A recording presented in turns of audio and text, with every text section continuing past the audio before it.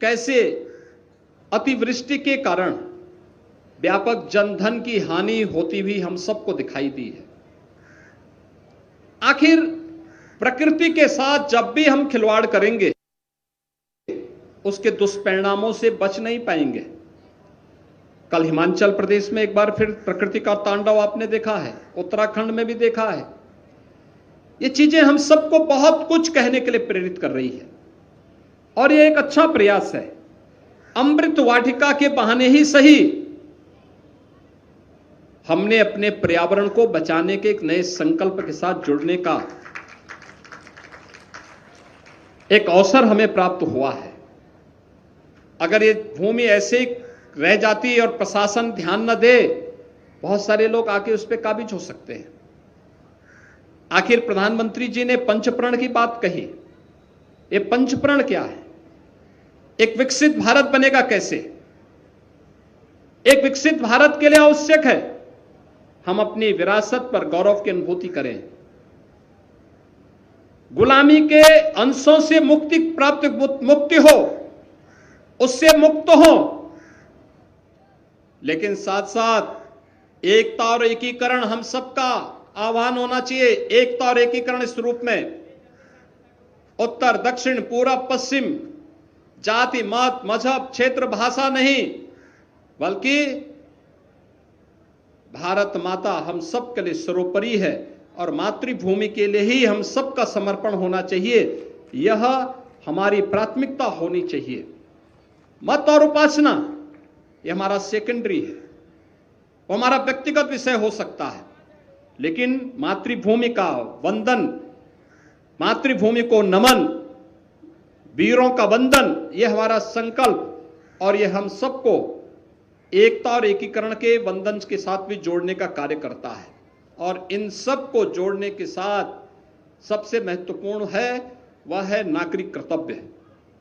अक्सर हम अपने अधिकारों की चर्चा तो करते हैं, लेकिन कर्तव्यों से विमुख हो जाते हैं। याद करिए, प्रधानमंत्री जी ने संविधान को स्वीकार करने वाली तिथि को 26 नवंबर की तिथि को संविधान दिवस के रूप में आयोजित करने का संकल्प लिया। इस दौरान विधानमंडल में नागरिक कर्तव्यों पर चर्चा हुई।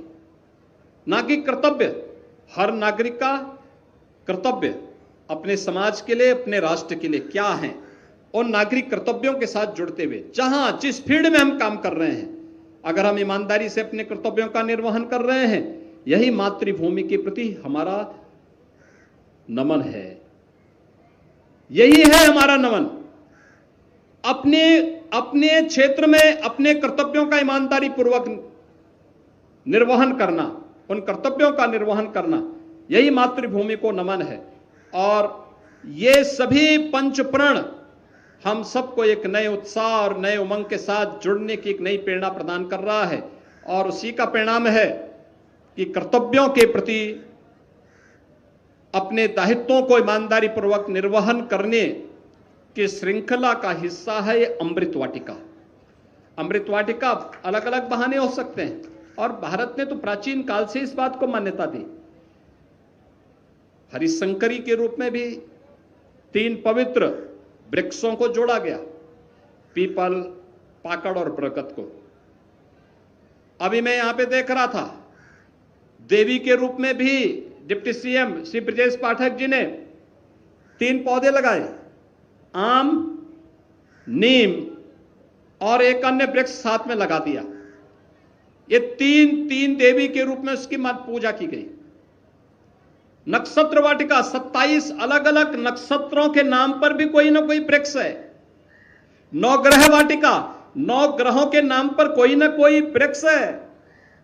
यानी ये देख सकते हैं क्या दृष्टि रही है भारतीय मनीषा की, कि जो प्रकृति और परमात्मा के साथ हम सबको जोड़ने का कोई एक माध्यम बनेगा, तो वह हमारे ये हरे भरे वृक्ष ही बनेंगे।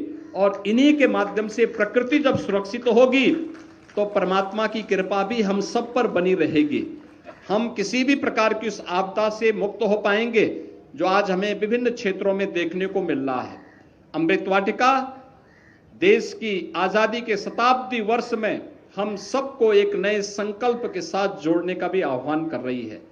जब ये देश 25 वर्ष उपरांत जब अपनी आजादी का शताब्दी महोत्सव मना रहा होगा, उस समय अमृत वाटिका या अमृत स्तंभ हम सबको आजादी के अमृत महोत्सव का संकल्प भी याद दिला रहा होगा और हम लोगों के लिए एक अवसर होगा, उस समय की पीढ़ी के लिए अवसर होगा जानने का, सुनने का, देखने का कि आजादी के अमृत महोत्सव वर्ष में क्या क्या संकल्प लिए गए थे, क्या क्या कार्यक्रम संपन्न हुए और किस ईमानदारी और किस प्रतिबद्धता के साथ उसे आगे बढ़ाया गया। हम सब आजादी के अमृत महोत्सव के साथ जुड़ सकें। प्रधानमंत्री जी का संकल्प यहां जुड़ा है, पंचप्रण यहां पे लिखे गए हैं और आगामी कार्य योजना के साथ बढ़ने के लिए भी यह स्तंभ और यह वाटिका हमें निरंतर प्रेरणा प्रदान करती रहेगी।